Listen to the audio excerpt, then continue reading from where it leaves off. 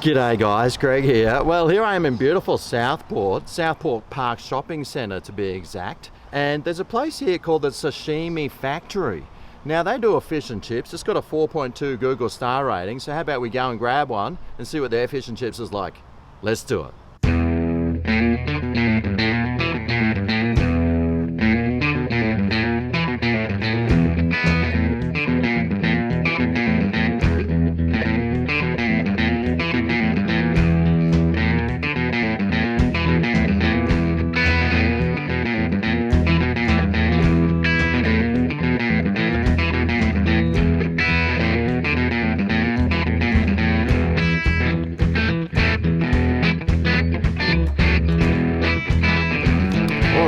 Well, here we go, the fish and chips. It cost me $12.50, and if you go between 11 and 1, you get a free can of drink. I got some solo. Anyway, let's suss out this fish and chips.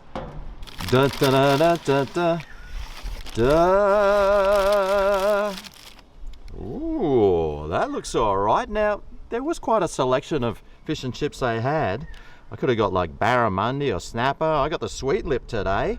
And well, they seem to have quite a few specials on all the time, but well, that looks all right. Gee, these chips look a bit burnt though, don't they? All right, well, I'll tell you what, it's a decent sized piece of sweet lip. And well, it's got a piece of lemon here, and it looks like some homemade tartare as well. Now, it did have a Japanese influence, this place, so I'm really looking forward to trying, well, the batter at least. Looks pretty good. Oh yeah, really light and crunchy. Nice greasiness about it too. The seasoning was really nice on it. Oh man, that batter is really good. Now, see, these chips I'm a little bit concerned about. They look really overcooked. I mean, just take a look at these. Maybe that's how they do them at this shop, and they might taste awesome.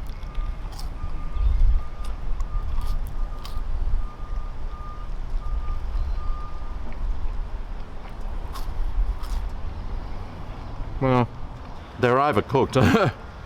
There's no two ways about it. And, well, the thing was, I told them I was doing a review, so that's not very good.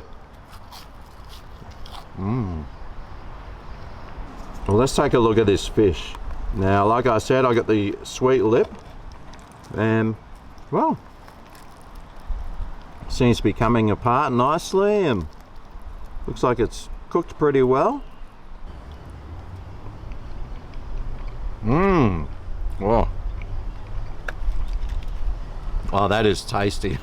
The taste of that fish it tastes really fresh, really nice. It does taste kind of sweet too.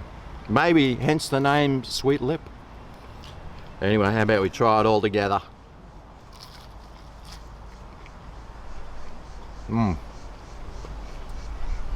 Oh.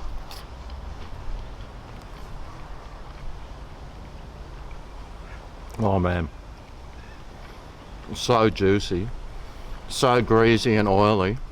The batter and fish together, absolutely fantastic. It's a real shame about these chips though. They are smooth in the middle, and well, I'm sure if they were cooked 30 seconds less, mate, they'd be top shelf. Now, it did come with some lemon, so let's do the lemon test. I know this is your favourite part. If I can get some lemon out of this lemon. Can't really see too much happening there. Now, it's got some tartare here too. So I put some tartare on a different bit. Looks like good tartare as well. Put some on the end. Yeah. Well, let's try their tartare first. Well, tastes like an onion dip. Maybe with a slight bit of gherkin or something. Oh, that's really creamy. Yeah, it tastes more onion dipish. It still tastes pretty good. Anyway, let's try this with the lemon.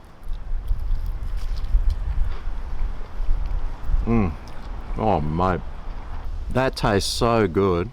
It's got such a nice flavour, and that fish tastes really nice.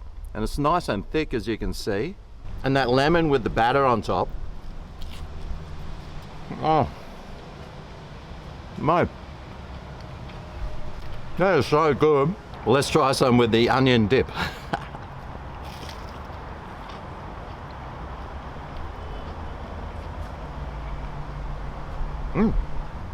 I think it tastes better with the lemon. Maybe these chips will be good with this.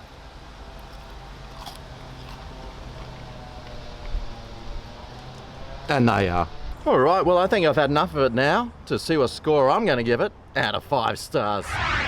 Well, $12.50 for a really nice piece of fish with some burnt chips and a can of drink. Well, that's pretty good. I tell you what, this piece of fish was really nice. The batter on it was so good, and the piece of fish itself was cooked really well, and it was so juicy and oily and greasy. It was just perfect after a nice big night out, I tell you.